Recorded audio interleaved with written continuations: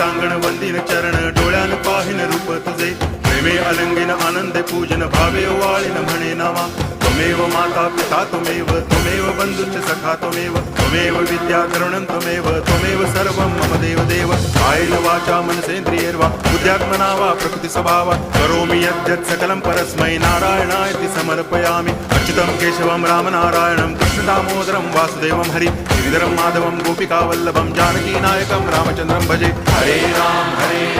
Ram Ram Hare Hare Hare Krishna